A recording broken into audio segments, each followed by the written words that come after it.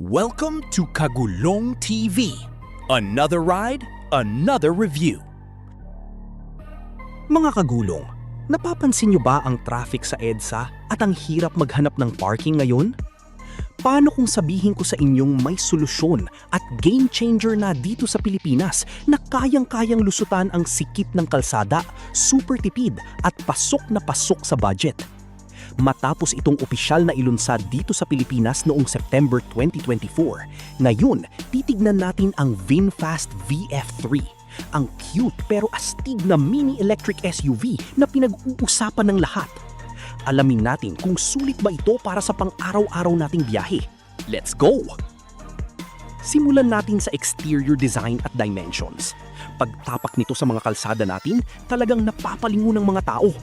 Ang tapang ng porma niya, kahit mini SUV lang na may habang 3,190mm, lapad na 1,679mm at taas na 1,622mm.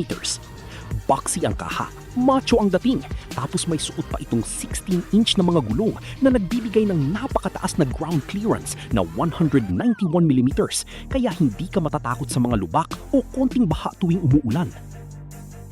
Pagpasok naman sa interior, minimalist pero punong-puno ng tech. Malinis ang dashboard at may center touchscreen infotainment system para sa navigation at media mo. Kahit compact ang sukat sa labas, matalino ang pagkakagawa sa loob kaya kasya ang 4 na pasahero, 2+2 seating configuration para sa mga gimmick o quick drive sa syudad. Pag naman kailangan mong magdala ng mga gamit, pwede mong tiklupin ang rear seats para lumaki ang trunk space. Pagdating sa driving dynamics at performance, tiyak na masisiyahan ka sa kalsada. Pinapagana ito ng isang rear-mounted electric motor na naglalabas ng lakas na 43 HP at 110 Nm ng instant torque. Dahil electric siya at naka-rear wheel drive, instant ang hatak kaya sarap sa pakiramdam habang sumisingit sa trapiko. Madali itong imaneho, napakagaan dalhin at ang liit ng turning radius na 4.05 meters. Ibig sabihin, kahit sa pinakamasikip na mall parking lot, isang ikot mo lang, pasok kagad.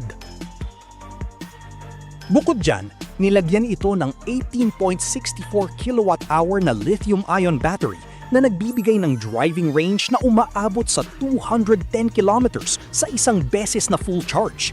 May mabilis din itong charging capability kung saan pwede itong mag-charge mula 10% hanggang 70% sa loob lamang ng 36 minuto gamit ang DC fast charger. Tignan natin ang mga plus at minus. Sa side ng pros, super tipid sa enerhiya, madaling i-park, pasok sa coding exemption bilang EV, at ang pogi ng porma.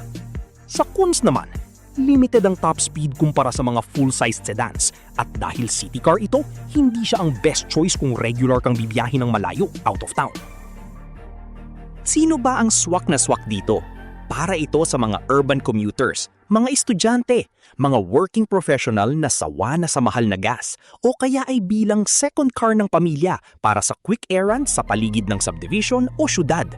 Sa pangkalahatan, ang VinFast VF3 ay isang solid at nakakatuwang opsyon para sa mga gustong sumubok mag-electric vehicle nang hindi nabubutas ang bulsa.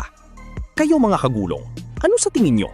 Papasukin nyo ba sa garahe nyo ang cute na EV na ito? I-comment na yan sa ibaba at huwag kalimutang i-like ang video na ito, i-subscribe ang ating channel at i-hit ang notification bell para updated kayo sa mga susunod nating car reviews. Hanggang sa muli! Hanggang sa susunod na biyahe, keep rolling mga kagulong!